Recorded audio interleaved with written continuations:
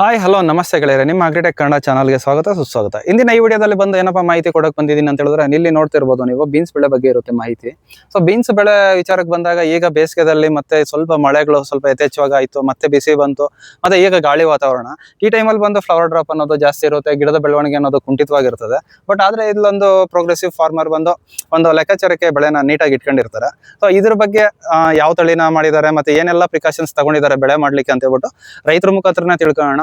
ಯಾರು ಈ video first time ಮಾಡ್ತಾ ಇದ್ದೀರಾ ಚಾನಲ್ ಅಲ್ಲಿ ದಯವಿಟ್ಟು ಸಬ್ಸ್ಕ್ರೈಬ್ ಮಾಡ್ಕೊಳ್ಳಿ. ಮತ್ತೆ ವಿಡಿಯೋ ಏನಾದ್ರು ಇಷ್ಟ ಆದ್ರೆ ಲೈಕ್ ಮಾಡಿ, ಶೇರ್ ಮಾಡಿ ಅಂತ ಹೇಳ್ತಾ ವಿಡಿಯೋಗೆ ಹೋಗೋಣ ಬನ್ನಿ ಸ್ನೇಹಿತರೆ. ಸರ್ ನಮಸ್ತೆ ಸರ್, ನಿಮ್ಮ ಹೆಸರು ಮತ್ತೆ ನಿಮ್ಮೂರು ಸರ್? ನಮ್ಮ ಹೆಸರು ಬಂದು ಸಿದ್ದರಾಜು ಅಂತ. ಹಾ ಸರ್. ನಮ್ಮೂರು ಬಂದು ಪುರ್ಸ್ನಳ್ಳಿ. ಸರ್ ಎಷ್ಟು ವರ್ಷಗಳಿಂದ ಈ ಕೃಷಿಯಲ್ಲಿದ್ದೀರಾ ಸರ್ ನೀವು? ನಾವು ಮುಂದೆ ಎಲ್ಲ ಗುಲಾಬಿ ಹೂವು ಬೆಳೀತಾ ಇದ್ರಿ. ಒಂದು 5 ವರ್ಷದಿಂದ ನಮ್ಗೆ ಎಕ್ಸ್ಪೀರಿಯನ್ಸ್. ಈಗ ಇದೇ ಪ್ರಥಮ ಬಾರಿಗೆ ಬೆಳೀತಾ ಇರೋದು beans first time. Okay sir, ಈಗ ಒಂದು ಬೆಳೆ ವಿಚಾರಕ್ಕೆ ಬಂದಾಗ ನಾನು ಸುತ್ತಮುತ್ತ ಗಮನಿಸಿದ್ದೀನಿ.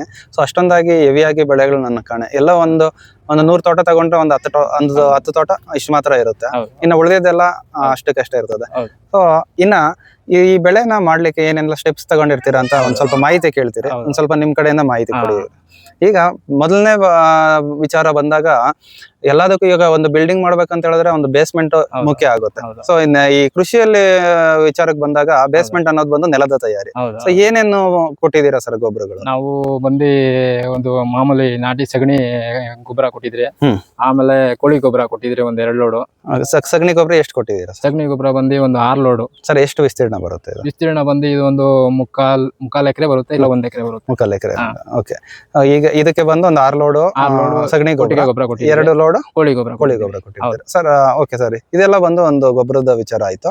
ಇನ್ನು ಬೆಡ್ ಪ್ರಿಪರೇಷನ್ ಟೈಮ್ ಅಲ್ಲಿ ಏನು ಎಲ್ಲ ಸ್ಟೆಪ್ಸ್ ಮಾಡಿದೀರಾ? ಅಂದ್ರೆ ಈಗ ಪೇಪರ್ ಮಾಡೋದಕ್ಕೆ ಮೊದಲು ಸೊ ಏನ್ ಗೊಬ್ಬರ ಕೊಟ್ಟಿರ್ತೀರಾ ಅದಕ್ಕೆ ಒಂದು 20-20 ಅಂತ ಒಂದು 2 ಮೂಟೆ ಗೊಬ್ಬರ ಕೊಟ್ಟಿದೀವಿ. ಆಮೇಲೆ 10-26 1 ಮೂಟೆ, ಆಮೇಲೆ ಬೇವಿನ ಹಿಂಡಿ 1 ಮೂಟೆ, ಉಂಗೆ ಹಿಂಡಿ 1 ಮೂಟೆ. ಓಕೆ, ಇದು ಆರ್ಗ್ಯಾನಿಕ್ 2 ಮಿಕ್ಸ್ ಮಾಡಿ ಕೊಟ್ಟಿದ್ದೀರಾ ಸರ್. ಈಗ ಪೇಪರ್ ಬಂದು ಹಾಕಿರ್ತೀರಾ. ಸೊ ಸಾಲಿಂದ ಸಾಲಿಗೆ ಅಂತರ ಎಷ್ಟು ಕೊಟ್ಟಿದ್ದೀರಾ ಸರ್?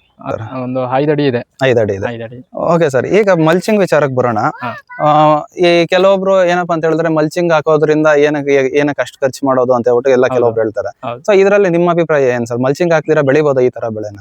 ಮಲ್ಚಿಂಗ್ ಹಾಕೋದ್ರಿಂದ ಏನ್ ಪ್ರಯೋಜನ ಅಂದ್ರೆ ಕಳೆ ಕಡಿಮೆ ಇರುತ್ತೆ, ಆಮೇಲೆ ನಮ್ಗೆ ರೋಗಗಳು ಅದು ಇದು ಎಲ್ಲ ಅವಾಯ್ಡ್ ಆಗುತ್ತೆ. ಈಗ ಜಾಸ್ತಿ ಮಳೆಗಾಲದ ಟೈಮಲ್ಲಿ ಜಲ್ದಿ ಏನಿದೆ ಈ ಬೂದಿ ರೋಗ ಅದು ಇದು ಜಲ್ದಿ ಮಣ್ಣು ಎಲೆ ಮೇಲೆ ಎಗರಿ ಜಲ್ದಿ ರೋಗ ಬರೋ ಅವಶ್ಯಕತೆ ಇರುತ್ತೆ. ಅದರಿಂದ ಆ ಚಾನ್ಸಸ್ ಇರೋದ್ರಿಂದ ಮಲ್ಚಿಂಗ್ ಮಾಡೋದೇ ಬೆಸ್ಟ್. ಓಕೆ ಸರ್, ಈಗ ಮಲ್ಚಿಂಗ್ ವಿಚಾರಕ್ಕೆ ಬಂದಾಗ ಯಾವ್ದನ್ನ ಚೂಸ್ ಮಾಡ್ಕೊಂಡಿದ್ದೀರಾ ಸರ್ ನೀವು? ಎಷ್ಟು ಅಡಿ ಮಲ್ಚಿಂಗ್ ಪೇಪರ್ ಹಾಕಿದ್ದೀರಾ? ನಾವು ಇದಕ್ಕೆ 3 ಅಡಿ 3.5 ಅಡಿ ಮಲ್ಚಿಂಗ್ ಪೇಪರ್ ಬರುತ್ತೆ. 3.5 ಅಡಿ 4 ಅಡಿದು ಬರುತ್ತೆ ಅನ್ಸುತ್ತೆ. 4 ಅಡಿ ಪೇಪರ್ ಹಾಕಿರ್ತಾರೆ ಸರ್. ಯಾವ ಬ್ರ್ಯಾಂಡ್ ಇದು? ಇದು ಬಂದು ಯಾವ್ದು ಮರ್ತೋಗಿದ್ದೀನಿ ಸರ್. ಇರ್ಲಿ ಪರವಾಗಿಲ್ಲ. ಈಗ ಈ ಒಂದು ವಿಸ್ತೀರ್ಣಕ್ಕೆ ಎಷ್ಟು ರೋಲ್ ಹಾಕಿದೀರಾ? 3 ರೋಲ್ ಹಾಕಿ. 3 ರೋಲ್. Okay sir. ಓಕೆ, ಇದು ಒಂದು ಇದಾಯ್ತು ಸರ್. ನೆಕ್ಸ್ಟ್ ಇನ್ನ ಇದೆಲ್ಲ ಆದ್ಮೇಲೆ ನಮಗೆ ಮೈನ್ ಬೇಕಾಗಿರೋದು ಬಂದು ಸೂಕ್ತವಾದ ತಳಿ ವಿಚಾರಕ್ಕೆ ಬಂದಾಗ ಯಾವ ತಳಿನ ಸೆಲೆಕ್ಟ್ ಮಾಡ್ಕೊಂಡಿದ್ದೀರಾ? ಮರ್ಲಿಡ ಅಂತ ಸರ್. Okay, Seminis ಮರ್ಲಿಡ. ಇದು ಕೆಲವೊಬ್ಬರು ರೈತರು ಏನಪ್ಪಾ ಅಂತ ಹೇಳಿದ್ರೆ ಬೆಳೆ ಮಾಡುವಾಗ ಒಂದ್ ಸ್ವಲ್ಪ ಏರ್ಪೇರ್ ಆಗಿ ಈ ಸೆಮಿನಿಸ್ ಮರ್ಲಿಡ ಅಷ್ಟೊಂದು ಚೆನ್ನಾಗಿ ಬರೋದಿಲ್ಲ ಅಂತ ಕೆಲವೊಬ್ರು ಹೇಳ್ತಾರೆ. ಸೊ ನೀವು ಪ್ರಥಮ ಬಾರಿ ಬೆಳೆದಿದಿರಲ್ವಾ, ನಿಮ್ಗೆ ಯಾವ ರೀತಿ ಇದೆ ಸರ್? ಏನು ಓಕೆ ಅನ್ಸಿದೆ? ಇಲ್ಲ, ಓಕೆ ಅನ್ಸಿದೆ ಸರ್, ಪರವಾಗಿಲ್ಲ, ಚೆನ್ನಾಗಿ ಬಂದಿದೆ. ನೀವು ನೋಡ್ತಾ ಇದ್ರಲ್ಲ ಲೈವ್ ಅಲ್ಲಿ ಚೆನ್ನಾಗಿ ಹೌದು ಗಿಡ ಆಗಿದೆ, ಮತ್ತೆ ಕಾಯಿನೂ ಲೆಂತ್ ಬಂದಿದೆ, ಚೆನ್ನಾಗಿದೆ ಸರ್. ಮರ್ಲಿಡ ಏನು ಇದಿಲ್ಲ. Okay sir. ಹಾಗೆ ಈಗ ಬೀಜದ ವಿಚಾರಕ್ಕೆ ಬಂದಾಗ ಒಂದು ಪಾಕೆಟ್ ನ ಬೆಲೆ ಅಥವಾ 1 kg ಬೆಲೆ ಏನ್ ಬೀಳುತ್ತೆ ಸರ್? ಸರ್ ಅದು ಅರ್ಧ ಕೆಜಿ ಬಂದು 1900, 1 ಕೆಜಿ ಬಂದು 1950 ರೂಪಾಯಿ ಬೀಳುತ್ತೆ. ಓಕೆ ಸರ್, ಈಗ ಈ ವಿಸ್ತೀರ್ಣಕ್ಕೆ ಎಷ್ಟು ಕೆಜಿ ಬೀಜ ನಾಟಿ ಮಾಡಿದ್ದೀರಾ? 2 kg ಅಷ್ಟು ಬೀಜ ಹಾಕಿದ್ದೀರಾ. ಇವಾಗ ಸಾಲಿಂದ ಸಾಲಿಗೆ ಅಂತರ ಆಯ್ತು ಸರ್. ಬೀಜದಿಂದ ಬೀಜಕ್ಕೆ ಅಂತರ ಎಷ್ಟು ಕೊಟ್ಟಿದ್ದೀರಾ ಸರ್? ಬೀಜದಿಂದ ಬೀಜಕ್ಕೆ 1 ಅಡಿ ಹಾಕಿದೀನಿ. 1 ಅಡಿ ಹಾಕಿದ್ದೀರಾ. ಈಗ ಇಲ್ಲಿ ನೋಡೋದಾದ್ರೆ ಡಬಲ್ ರೋ ಮಾಡಿದಿರಲ್ವಾ? ಹೌದು. 1.25 1.5 ಅಡಿವರೆಗೂ ಹಾಕಿದೀರಾ. ಸೊ ಇದು ಇನ್ನ ಹತ್ರ ಆಗ್ಬಿಟ್ಟಿತ್ತು ಅಂತ ಹೇಳಿದ್ರೆ ಈ ಗಿಡ ಇನ್ನ ಜಾಸ್ತಿ ಹೆವಿ ಆಗ್ಬಿಡುತ್ತೆ, ಫಸಲು ಕಡಿಮೆ ಆಗ್ತಾ ಇತ್ತು. ಅಂತರ ದೂರ ಮಾಡೋದ್ರಿಂದ ಫಸಲು ಚೆನ್ನಾಗಿ ಬರುತ್ತೆ, ಗಾಳಿ ವಾತಾವರಣ ಇದ್ರೆ ಫಸಲು ಚೆನ್ನಾಗಿ ಬರುತ್ತೆ. ಓಕೆ ಸರ್, ಇದೊಂದು ಮಾಹಿತಿ ಆಯ್ತು ಸರ್.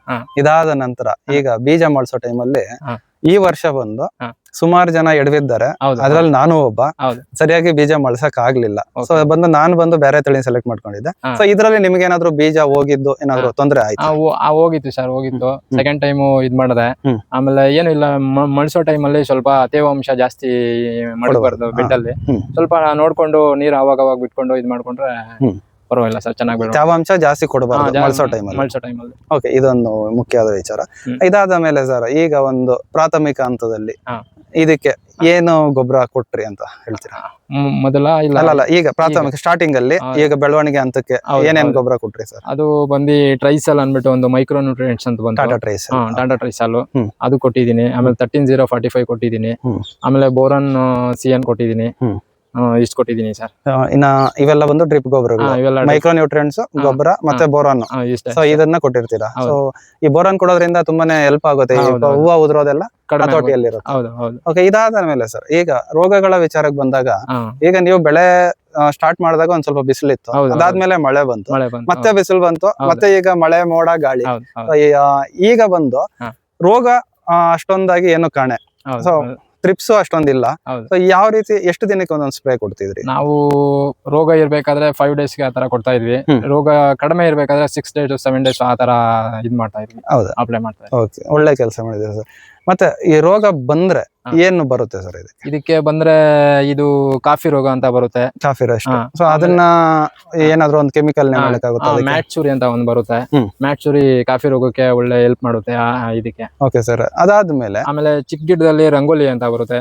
ಅದಕ್ಕೆ ಸೂಪರ್ ಪ್ರತಾಪ್ ಪ್ಲಾಂಟ್ ಜಿಮ್ ಅಂತ ಒಂದ್ ಬರುತ್ತೆ.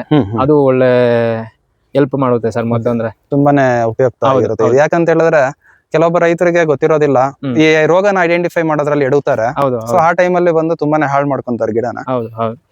ಇನ್ನ ಸ್ನೇಹಿತರೆ, ನೀವು ಗಮನಿಸೋದಾದ್ರೆ ಈ ರಸ್ಟಿಂಗ್ ಎಲ್ಲ ಬಂದು, ರಸ್ಟಿಂಗ್ ಏನು ಈ ಗಿಡದಲ್ಲಿ ಕಾಣಿಸ್ತಾ ಇಲ್ಲ, ಬರೀ ಒಂದು ಹಳದಿ ಬಣ್ಣದ ಎಲೆಗಳು ಮಾತ್ರ ಒಂದೊಂದು ಕಾಣಿಸ್ತಾ ಇದೆ ಅಷ್ಟೇ. ಈಗ ಇದೆಲ್ಲ ಆಯ್ತು. ಇನ್ನ ಬಂದರೆ ಅಕಸ್ಮಾತ್ ಇನ್ನೇನ್ ರೋಗ ಬರ್ಬೋದು? ಇವಾಗ ಬೂದಿ ರೋಗ ಅಂತ ಹೇಳಿದ್ರೆ ಆಗ್ಲೇ, ಬೂದಿ ರೋಗ ಬರುತ್ತಾ ಇದಕ್ಕೆ? ಬೂದಿ ರೋಗ ಬರುತ್ತೆ. ಓಕೆ, ಅದಕ್ಕೆ ಏನಾದ್ರು ಹಣ್ಣೆಲ್ಲ ಸ್ಟಾರ್ಟ್ ಆಗುತ್ತೆ, ತೇವಾಂಶ ಜಾಸ್ತಿ ಆದ್ರೆ. ಹೌದು, ಅದಕ್ಕೆ ಏನೋ ಅಂಟ್ರಾಕಾಲು ಮತ್ತೆ ಮೆರ್ವಿನ್ ಅಂತ ಒಂದು ಔಷಧಿ ಇದೆ, ಅವು ಹೊಡ್ಕೊಂಡ್ರೆ ಅವಾಯ್ಡ್ ಆಗುತ್ತೆ, ಕಂಟ್ರೋಲ್ ಇರ್ತದೆ. ಸೊ ಇದೊಂದಾಯ್ತು ಸರ್. ಈಗ ಬಂದು ಒಂದು ರೋಗದ ವಿಚಾರ ಆಯ್ತು, ಒಂದು ಗೊಬ್ಬರಗಳ ವಿಚಾರ ಆಯ್ತು ಸರ್. ಇನ್ನ ಇದಕ್ಕೆ ಬಂದಾಗ ಕೀಟ ಬಾಧೆ ಅಂತ ಸ್ಟಾರ್ಟ್ ಆಗುತ್ತೆ. ಕೀಟ ಬಾಧೆ ವಿಚಾರಕ್ಕೆ ಬಂದಾಗ ಫಸ್ಟ್ ಒಂದು ರಸ ಇರೋ ಕೀಟಗಳು. ಸೊ ಇದನ್ನ ಯಾವ ರೀತಿಯಾದ ಕೀಟಗಳು ಇದಕ್ಕೆ ಬೀಳುತ್ತೆ? ಇದಕ್ಕೆ ತ್ರಿಪ್ಸ್ ಅಂತ ಬೀಳುತ್ತೆ ಸರ್. ಇದು ಹೂವ ಸ್ಟಾರ್ಟ್ ಆಗ್ಬೇಕಾದ್ರೆ ಪಿಂದೆ ಟೈಮಲ್ಲಿ ತ್ರಿಪ್ಸ್ ಅಂತ ಬಿದ್ಬಿಡುತ್ತೆ. ಅದು ತ್ರಿಪ್ಸ್ ಬಿದ್ದಾಗ ಹೂವ ಎಲ್ಲ ಡ್ರಾಪ್ ಆಗುತ್ತೆ, ಆಮೇಲೆ ಪಿಂದೆನೂ ಡ್ರಾಪ್ ಆಗ್ಬಿಡುತ್ತೆ. ಅದಕ್ಕೆ ಫ್ಲವರ್ ಬೂಸ್ಟ್ ಅಂತ ಒಂದಿದೆ, ಅದನ್ನ ಅಪ್ಲೈ ಮಾಡ್ಕೊಂಡ್ರೆ ಅದು ಅವಾಯ್ಡ್ ಆಗುತ್ತೆ sir. Flower boost. Okay sir. ಇದಾದ್ಮೇಲೆ ಈಗ ತ್ರಿಪ್ಸ್ ಆಯ್ತು ಸರ್. ಮತ್ತೆ ಇನ್ನ ಮಳೆ ಟೈಮಲ್ಲಿ ಬಂದು ಸಾಮಾನ್ಯವಾಗಿ ಕಾಡೋದು ಕಾಯಿ ಕೊರಕ. ಇದು ಬಂದು ನಿಮ್ಮದ್ರಲ್ಲಿ ಎಲ್ಲೂ ಕಾಣಿಸ್ತಾ ಇಲ್ಲ. ಸೊ ಯಾವುದನ್ನ ಸ್ಪ್ರೇ ಮಾಡಿ ಪ್ರಿವೆಂಟಿವ್ ಆಗಿ ಇಟ್ಕೊಂಡಿದ್ದೀರಾ? ಇದು ನನ್ಗೆ ಒಂದ್ಸರಿ ಸ್ಟಾರ್ಟಿಂಗ್ ಅಲ್ಲಿ ಕಾಣಿಸ್ತು, ಅವಾಗ ಕಾಯಲ್ಲಿ. ಅದಕ್ಕೆ ಒಂದ್ಸರಿ ಎಕ್ಸ್ಪೋನಸ್ ಅಂತ ಬಂದಿದೆ, ಅದನ್ನ ಅಪ್ಲೈ ಮಾಡಿ. ಎಕ್ಸ್ಪೋನಸ್ ಅದೊಂದು ಮಾಡಿದ್ರೆ ಇದು ತ್ರಿಪ್ಸ್, ಮೂಲವಾಗಿ ತ್ರಿಪ್ಸ್ ಮತ್ತೆ ಹುಳ, ಇಷ್ಟೇ, ಇನ್ನೇನು ಕೀಟ ಬಾಧೆ ಇಲ್ಲ. ಓಕೆ, ತುಂಬಾನೇ ಇಲ್ಲ. ಇದೊಂದು ಎಲೆ ಸುಂಡ್ರೋದು ಒಂದು ಜಂಡುಳ ಅಂತ ಬರುತ್ತೆ. ಅದು ಆಗಾಗ ಈ ಕೊನೆಯಲ್ಲೆಲ್ಲ ಜಂಡು ಅದು ಬಿದ್ಬಿಟ್ಮೇಲೆ ಎಲ್ಲ ಸುಂಡ್ಕೊಂಡು ಹೋಗುತ್ತೆ ಸೈಡ್ ಅಲ್ಲಿ. ಅದಕ್ಕೆ ಒಂದು ಮದ್ದಿದೆ, ಪವರ್ ಜಿಮ್ ಅಂತ, ಅದು ಹೊಡ್ಕೊಂಡ್ರೆ ಅವಾಯ್ಡ್ ಆಗುತ್ತೆ. ಸೊ ಒಟ್ಟಾರೆ ಒಂದು ತ್ರಿಪ್ಸ್ ಮತ್ತೆ ಕಾಯಿ ಕೊರಕನ ಕಂಟ್ರೋಲ್ ಮಾಡಿದ್ರೆ ಇನ್ಯಾವ್ದು ಕೀಟಬಾಧೆ ಇರಲ್ಲ ಸರ್. ಓಕೆ, ತುಂಬಾನೇ ಉಪಯುಕ್ತವಾದ ಮಾಹಿತಿ ಸಿದ್ದರಾಜ್ ಅವರೇ. ಈಗ ಬಂದು ಇದ್ರಲ್ಲಿ ಎಷ್ಟು ಕಟಿಂಗ್ ಮಾಡಿರ್ತೀರಾ ಅಂತ? ಈಗ ನಮ್ಗೆ ಎರಡು ಕಟಿಂಗ್ ಆಗಿದೆ ಸರ್. 2 ಕಟಿಂಗ್ ಆಗಿದೆಯಾ? ಈಗ ಒಂದು 3ನೇ ಕಟಿಂಗ್ಗೆ ಇನ್ನೇನು ಕಾಯಿ ಬಂದಿದೆ ಅನ್ಕೋತೀನಿ. ಬಂದಿದೆ, ಈಗ ನಾಳೆ ಇಲ್ಲ ನಾಳಿದ್ದು ಇದ್ ಮಾಡ್ಬೇಕು. ಪ್ರೈಸ್ ವಿಚಾರಗಳಿಗೆ ಬಂದಾಗ ಒಂದ್ ಸ್ವಲ್ಪ ಮಾರ್ಕೆಟ್ ಅಪ್ ಅಲ್ಲಿ ಇತ್ತು, ಮತ್ತೆ ಡೌನ್ ಆಗಿದೆ. ಮತ್ತೆ ಇನ್ನೇನಾದ್ರೂ ರೈಸ್ ಆಗಿದೆಯಾ ಅಥವಾ ನೆನ್ನೆಯಿಂದ ರೈಸ್ ಆಗಿದೆ ಅಂತೆ. ನಮ್ಗೆ ಫಸ್ಟ್ ಸರಿ ಇದ್ ಮಾಡಿದಾಗ 81 ರೂಪಾಯಿ ಆಯ್ತು ಮಾರ್ಕೆಟಿಂಗ್. ಸೆಕೆಂಡ್ ಮೊನ್ನೆ ಬಿಡಿಸಿದ್ರಿ, ಆಗ ಬರೀ 48 ರೂಪೀಸ್ ಹಾಕಿದ್ರು. 48 ರೂಪೀಸ್ ನೋಡಿ, ಎಷ್ಟು ನೀಟಾಗಿ ಬೆಳೆದಿರೋ ಅಂತ ಬೆಳೆಗೆ ಒಂದು ಸೂಕ್ತವಾದ ಬೆಲೆ ಇಲ್ಲ ಅಂದಾಗ ಒಂದ್ ಸ್ವಲ್ಪ ಮನ್ಸಿಗೆಲ್ಲ ಒಂಥರ ಇದನ್ಸುತ್ತೆ. ಒಟ್ಟಾರೆ ಈಗ ಒಂದು ಈ ವಿಸ್ತೀರ್ಣಕ್ಕೆ ಒಂದು ಖರ್ಚಿನ ವಿಚಾರಕ್ಕೆ ಬಂದಾಗ ಒಂದು ಎಷ್ಟು ಖರ್ಚು ಮಾಡಿರ್ತೀರಾ ಇಲ್ಲಿ ತನಕ? ಎಲ್ಲ ಒಂದು 1 ಲಕ್ಷ ರೂಪಾಯಿವರೆಗೂ ಆಗಿದೆ ಅಂದಾಜು ಸರ್. 1 ಲಕ್ಷವರೆಗೂ. ಮತ್ತೆ ಸರ್, ಇದು ಬಂದು ಕಡ್ಡಿಗಳು ಬಂದು ಈ ಕತ್ರಿ ಶೇಪ್ ಅಲ್ಲಿ ಹಾಕಿ, ಈ ಟೈನ್ ಬಂದು ಯಾವ ಸ್ಟೇಜ್ ಅಲ್ಲಿ ಹಾಕಿರೋದು ಸರ್? ಎಷ್ಟು ದಿನಕ್ಕೆ ಬಳ್ಳಿ? ಅದೇ ಒಂದು ಬೀಜ ಉಣಿ ಒಂದು 25 ಡೇಸ್ಗೆ ಬಳ್ಳಿ ಬರುತ್ತಲ್ಲ, ಆ ಟೈಮಲ್ಲಿ ಸ್ಟಾರ್ಟ್ ಮಾಡಿರೋದು. ಆ ಟೈಮಲ್ಲಿ ಮಾಡಿರೋದು. ಸೊ ಅದಾದ್ಮೇಲೆ ಈಗ ಬಂದು ಇಲ್ಲಿ ಬಳಕೆ ಮಾಡಿರೋಂತ ವೈರು ಹಾ. ಇದು ತುಂಬಾನೇ ಸ್ಟ್ರಾಂಗ್ ಆಗಿದೆ. ಹೌದು ಸೊ ಇದನ್ನೇ ಹಾಕ್ಬೇಕಲ್ವಾ, ಇಲ್ಲ ಬೇರೆ ಯಾವ್ದಾದ್ರು ಹಾಕಿದ್ರೆ ನಡೆಯುತ್ತಾ? ಹೌದು ಹೌದು ಅಲ್ಲ ಇದನ್ನೇ ಹಾಕ್ಬೇಕಾ? ಇದೇ ಹಾಕ್ಬೇಕು ಸರ್. ಬೇರೆ ಎಲ್ಲ ಅಂದ್ರೆ ಗಾಳಿ ಮಳೆ ಈಗ ಜಾಸ್ತಿ, ಹ್ಮ್. ಅದಕ್ಕೆ ಈ ಕಾಯಿ ಫಸಲು ಬಂದಾಗ ವೆಯ್ಟ್ ಇರುತ್ತೆ, ಹ್ಮ್. ಆಗ ಬೇರೆ ವೈರೆಲ್ಲ ತಡಿಯಲ್ಲ, ಹ್ಮ್. ಅದಕ್ಕೆ ಇದೇ ಬೆಸ್ಟ್ ಅನ್ಕೊಂತೀನಿ ಸರ್. ಓಕೆ ಸರ್, ಈಗ ಬಂದು ಈ ಸೆಂಟ್ರಲ್ಲಿ ತಗ್ಗಾಗಿದೆ ಅಂತ ಹೇಳ್ಬಿಟ್ಟು ಈ ಒಂದು ವೈರ್ನ ಹಾಕಿ ಲಿಫ್ಟ್ ಮಾಡಿದೀರಾ ಮೇಲಕ್ಕೆ. ಸೊ ಇದರಿಂದ ಓಡಾಡ್ಲಿಕ್ಕೆ ಎಲ್ಲ ಅನುಕೂಲವಾಗಿದೆ. ಅನುಕೂಲವಾಗಿದೆ. ಹೌದು. ಓಕೆ ಸಿದ್ದರಾಜ್ ಅವರೇ, ಒಂದು ಸಂಕ್ಷಿಪ್ತವಾದ ಬೀನ್ಸ್ ಬೆಳೆ ಬಗ್ಗೆ ಒಂದು ಮಾಹಿತಿ ಕೊಟ್ಟಿದ್ದೀರಾ ನಮ್ಮ ಚಾನಲ್ಗೆ.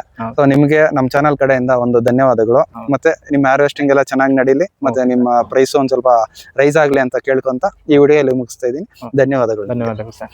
ಸ್ನೇಹಿತರೆ, ನೋಡಿದ್ರಲ್ವಾ, ಬೀನ್ಸ್ ಬೆಳೆ ಅನ್ನೋದು ಕೆಲವೊಬ್ರು ಎಲ್ಲಿ ಎಡುತ್ತಾರೆ ಅನ್ನೋದನ್ನ ಸ್ವಲ್ಪ ತಿಳುವಳಿಕೆ ತಗೊಂಡ್ಲಿ ಅಂತ ಈ ವಿಡಿಯೋ ನಿಮ್ಗೋಸ್ಕರ ಕೊಟ್ಟಿರೋದು.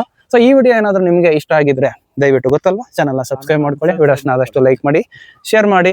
ಚಾನಲ್ನ ಬೆಳೆಸಿದ್ರೆ ಇನ್ನಷ್ಟು ಮಾಹಿತಿ ಒಂದಿಗೆ ಇರುವಂತ ವಿಡಿಯೋಗಳನ್ನ ನಿಮ್ಗೆ ಕೊಡ್ತೀನಿ ಅಂತ ಹೇಳ್ತಾ ಈ ವಿಡಿಯೋ ಇಲ್ಲಿಗೆ ಮುಗಿಸ್ತಾ ಇದ್ದೀನಿ. ಈಗ ನನ್ನ ಕಡೆಯಿಂದ ಎಲ್ಲರಿಗೂ ನಮಸ್ತೆ, ಧನ್ಯವಾದಗಳು, ಟೇಕ್ ಕೇರ್, ಬಾಯ್ ಬಾಯ್.